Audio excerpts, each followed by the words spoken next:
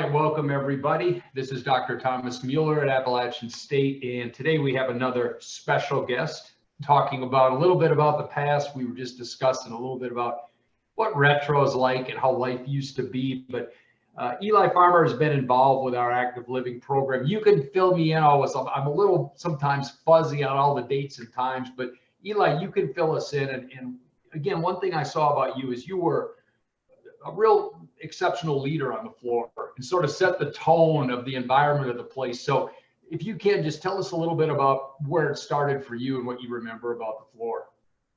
Yeah, so for me, coming into active living, the idea that as someone that was studying exercise science, right, that I was going to be surrounded by a group of people that also had the same love of fitness that I did, was such a draw for me, because at that point in my life, that was like all consuming. That was like all I wanted to do. It was like go to the gym. It was read about fitness. It was live fitness. It was sleep fitness, breathe fitness, all those things. So if I could be around other people like me, it was all for it.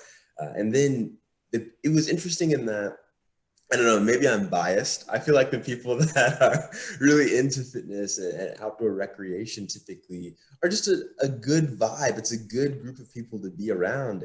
And so the second I stepped foot on that floor, everyone I met was so nice and so welcoming and so kind. Again, there's probably some bias in there, but especially my RA my first year, Carter. And so meeting Carter, he was just, as soon as I remember he was wearing a tank top, and I was like, oh, dude, I want to have arms like that guy, on such a vain, superficial level. But he was also just, again, the epitome of welcoming. And as an out-of-state student, as a first-generation college student, stepping foot on that floor really kind of set the tone for what my college experience would go on to be like. And I was like, oh, this is how we do things at App. And so I carried that, kind of throughout basically my next 3 years there, as well as every classroom I was in and everywhere I set foot on campus. I was like, this is how I was welcomed, and this is how I'm going to welcome people going forward. And so I think a lot of kind of maybe how the trajectory of how the community as a whole goes, it has a lot to do with the RA. It has a tremendous amount to do with who is in that position of leadership at the time that those students step on the floor. I can only imagine how tremendously difficult that job would be during the time of COVID. And so whoever is currently in that role, best luck to you. I know I definitely had some bumps in the road along my timeline. But yeah, so I would say that definitely, for me, is one of the most pivotal points in my college experience, is stepping on that floor and meeting Carter for the very first time. Yeah, and it's interesting you mentioned Carter, because these names pop up to me, and you go RA to RA, plus all the students who have come and gone. And by the way, we're at 10 years right now. It's really our 10-year anniversary is right about now. So you think, congratulations, all this history, and I do remember you guys, and it was rather athletic in the day. Yeah. We've become a little more holistic over time, but in your day, it was pretty athletic in what we did and how we lived on the floor. It was funny when I came, so coming out of high school, I had wrestled for 4 years. So I was a high school wrestler. And so when I came to college, I was like, I'm done with athletics. I'm not doing it anymore. I just want to be a regular student. I just want to hang out. And so my first semester, I was just hanging out, doing my thing, hanging out with people on the floor. And just by like being in our community and staying fit, hanging out with people on the floor, I was in such good shape that when it rolled around to the spring semester and I walked on to the wrestling team, there was no like, oh, I got to like get back in shape. I was training just as hard, hanging out with these people on the floor on like ego lifting that when it was time to do this D1 collegiate training, it was an easy transition. And so, yes, absolutely, to your point, we were very serious about our fitness. Because again, I think a lot of us, we had that fear, that dread of the freshman 15. Like I remember that was a conversation a lot of us having. And so we took that very seriously. And, I got to say, thinking about it, pretty much everyone that I stay in contact with that I can remember from that time, we've all maintained our shape. We've all stayed in good shape over these past, 5 to 6 years. So it worked. There's a method to the madness, I would say. But I would say this, I remember from your time in leadership and on the floor, it was inclusive, wasn't it? I mean, it was fit and there was a lot of drive in that, but you kept everybody involved. And I think that's what's always been important about active living. Yeah, again, kind of going back to my earlier point, I was modeling what was showed to me.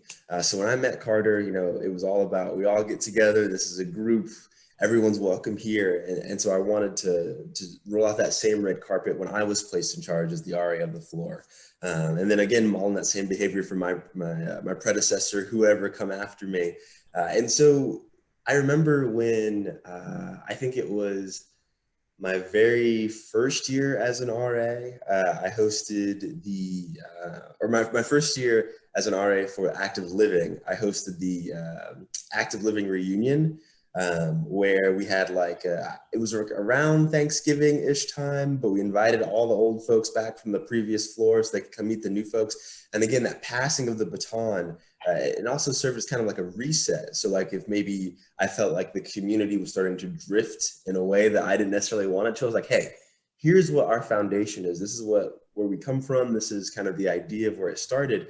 And so I feel like people would meet the old folks and be like, oh, these people are so cool. We want to be like them. So we kind of, we'll model our behavior sort of to echo what's already been set in front of us. And so I think that lineage, being able to have that direct connection back, really helped maintain sort of the energy for many years. And by the way, I respect you because you respect history. And even what we talked about earlier, it was about what you learned from those before you, and then trying to make that really valuable as active living for the future students. And, it really is important to know. There's that old saying, you can't know where you're going unless you know where you've been. Absolutely. And, and I think you've always done so well at that. And it's just great to think about the history of it. And by the way, I've got to make a link here. And I want to say this in a good way, but I always saw you as an opportunist. Yeah, absolutely. You were never set in what you did in that moment or that time or your area of study. You were always sort of looking for the next opportunity, and you always saw the world as an opportunity. We've had those talks, I remember so clearly. And so talk a little bit about, active living and really what that did to help you set up for where you're at today and what you're doing. Yeah, absolutely.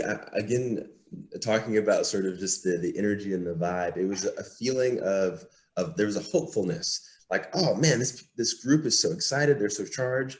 I feel like I can do anything. That's how I used to feel, just being on the floor. Like people I would talk to that had these ideas, these goals, and it was interesting. Yes, there was a lot of folks that wanted to study nutrition, but the diversity in majors was actually pretty broad the year that I was part of active living. And so it was all these people that had these different goals and desires and things that they wanted to accomplish. And so for me, I always felt like I could do anything.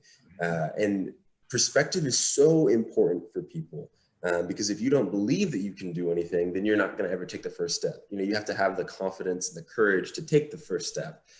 And being in a place like that around these people that are just so eager and ready to go really did that for me. And so as the time went on, every time I would have an idea of oh, what if they had this thing? What if this was a thing? What if that was a thing? Instead of just thinking about it, I would go do it. And a lot of that comes from, again, being in that environment and sort of growing up in some of the most tumultuous just years of transition. I mean, your college years, you become really who you are as a person during that time frame. And so for me, having just that injection of positivity during a time where I could totally have gone off the rails depending on who was influencing me, really helped shape me and turn me into, this pseudo entrepreneur, just creative actor, entertainer, whatever you want to call it. And I would have never become that, I don't think, if not for that influence that I had during those 4 years at App State, and specifically that very first year in active living. Yeah, and I think that's something I sure want to make sure, students and parents know is it's nothing's perfect in any place, but that seems to have been a good environment. If you want to start out right at App State, being part of the floor and being part of that residence life community really did work well. Yeah, absolutely. And again, it speaks to the power of tradition, I think, in some ways. we had a really great foundation, and that I think that just happened to be luck. It just lucked up that the very first few years were really great years, and maintaining that energy and keeping that momentum going. So I can tell you, as someone that's worked at 2 different institutions in student affairs, being involved at App State and then being at an institution that was brand new, that only has like a 50-year history, the difference in student involvement, the difference in school spirit, all of those things matter. And so even if it's only just a few years of tradition, any kind of tradition makes people buy in. And once you have people bought in, you can really mold and develop people a lot more because they're invested in what you're saying, as opposed to you just being the guy that they go to when they get locked out of their room. Yeah, well, and by the way, a shout out, because as the years went by, URAs dealt with more and more complex problems. Yeah. When I remember starting active living, it really was the guy leading the clubhouse who got students in locked out rooms. But as the years went by, I know you dealt one-on-one with some pretty complex issues with a lot of students. So. Yeah, definitely. The issues, the things that students would come to me with, looking back, I think I'm like, oh my gosh, at 19 years old, should I really have been answering those questions and dealing with those things? But it speaks to the level of trust, that these students will place in you if you can earn that trust from them. And I went to great lengths to earn that trust because, again, Carter, modeling the way for me, went to great lengths to earn our trust. And so I wanted to do the same when I was put in that position. And as time went on, again, there was more of that, I think, and this isn't just App State, this is across the board in student affairs, that lean towards intentional programming. How many times have you heard intentional in probably meetings that you've had on campus? Intentional. And so, of course, when I got there, it was like, oh yeah, push-ups, exercise, eat some pizza, maybe talk about dieting. That's enough. But then as time goes on, it's like, okay, but like, what are they learning from the push-ups? What are they learning from the jogging? And how can we use that as a metaphor for life and developing them as a whole person? And so it's like, okay, like now I got to think a little bit more about this program I'm doing. Yeah, and I remember, we've always had a first-year seminar tied to the program, always had good instructors for that. I did it myself, and then we've had others. But you make a great point. Active living is a lifestyle community. Mm-hmm. It's different than an academic community, that's tied to a major. So I'll tell you, I think a lot of the learning lessons and the things that came out of it were times I could intercept students, and especially the RAs, like what you made out of it, trust, reality, loyalty. Those are the things the RAs brought to active living, because it was pretty a wide open canvas for what you wanted to teach in there, Yeah. And I definitely wanted to take full advantage of that, the opportunity to develop the whole person. Because yeah, sure, we all love exercise and this, that, and being in shape and all that, and just looking good in the superficial component. Sure. A lot of people, that's why most people get into working out, because they want to drop some weight and look good and feel strong and all those things. But through that, by peeling back those layers, by having to have discipline, keeping a schedule, maintaining your diet, and by having to push yourself, because as you know, what you do in the first 2 weeks is not going to keep you fit in the last like 8 weeks. And so as you train and as your body grows and as you get stronger, you have to, again, develop more of that endurance. You have to develop more of that, keep that discipline, keep that momentum going, growing that ability to push yourself past your limits or the limits that you think that you have. Those are skills that translate to every single challenge you will ever have in life. And so I think being able to develop that in such a really a risk-free environment, what do you have to lose? Like, it's not like you're a competitive athlete. Like if you flop on active living, no one's going to be like, oh, you failed, working out. No one's going to be upset at you about that. And so again, being able to just strengthen your body as well as strengthen your mind at the same time really does so much for you, I think, as a person and your self-image. Yeah. Now, remind me if you did this. Did we do the hike to Howard's Knob when you were? So, I try to do that every year. But remember, to me, the greatest victory was getting everybody to the top. Absolutely. And I would always go off the back, and there were some, and they were just broken. I can't do it. I can't. And I was always ready to turn back, because I would never shame. I was always prepared if it really got to that point, I would walk back with that person. But it never happened. I mean, to my memory, we always got, that's a pretty darn hard 2 or 3 mile vertical height. Yeah. And to get everybody to the top, that was always such a great moment for me. Yeah, I remember the first time I ever went up Howard's Knob, because I'd arrived on campus, and one of my really good friends from high school, lifelong friend of mine, he had joined the wrestling team. And so one of the first preseason things they do is they run Howard's Knob. He was like, Eli, he's like, dude, there's this like mountain on campus. It's like 2 miles, like straight vertical. He's like, it's the craziest thing ever. And so, when we were talking about walking up there, I was like, oh my gosh, like this is, I was like, oh, it's going to be intense, but I'm sure I can handle it. But that first time, I remember thinking to myself, I was like, because again, coming from Virginia Beach, I'm a flatlander, so a 5% incline is crazy for me. And so to be walking like up this, and yeah, like you were saying, you see this part of people when they come because they're like, I signed up for active living. I came here to be fit. I came here with a mission. And there's this point where it gets really hard and you kind of see that like bite down, where they're like, you know what? I'm not quitting. I'm going to make it up this mountain because I've got this commitment to myself. And that to me was always a really beautiful thing to watch happen, because you see that confidence, that very first level of confidence build in a student. And that for me is always such a great thing to see. Yeah, and you mentioned the hope and potential, and that's what I remember so well, because when someone really did struggle, like up Howard's Knob or other, that negative self-talk starts, and you can see someone who has a pattern of negative talking, self-talk, but then they break through it, and like you said, that all of a sudden the potential is, look, I made it to the top. I'm not that person who fails. And so, yeah, I really appreciate that. That was great. Well, anything else? Any other extra comments or other memories? I guess that's really it. I really appreciate just all these, trying to get different views of what's there, because each of us only have our own memories. And Yeah. try to get what other people have to say. Yeah, I think that to kind of just surmise and put an endpoint on it is you only get one opportunity, I think, to have a first experience at college. You only get one first. Yeah, sure, you can transfer to other schools and it's a fresh start, but like you really only have that one first time.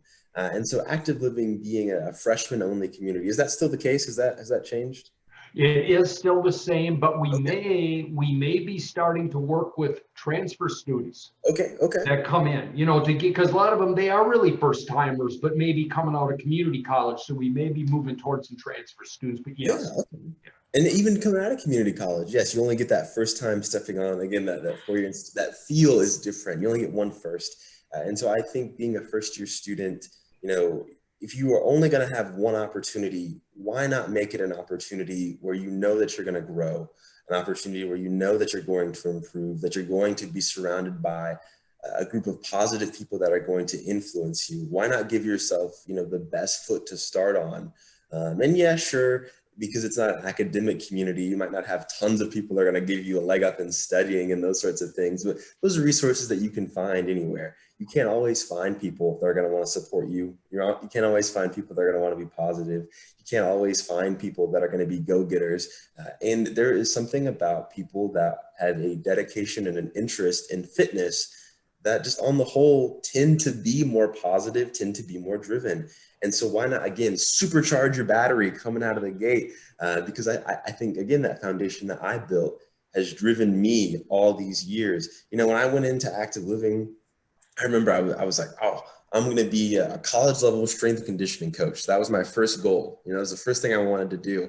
And then after a few years, I was like, that's not really what my passion is. But I was like, but I'm so deep in the game. I'm like 3 years in, I graduate next year. Can I really do this? And again, hearkening back to, I had this self-belief that I had developed over this time in college. So why not start my own business? I can do anything. I believe in myself. But who knows if would I have had that same self-belief if maybe going into my first year of school, I was just on some regular floor where the community wasn't tight and I didn't feel like I had a group of people that believed in me. And maybe I would be more closed in. Maybe I wouldn't have that same belief in myself that I do because that was fostered in that environment. So that's what I'll say to that.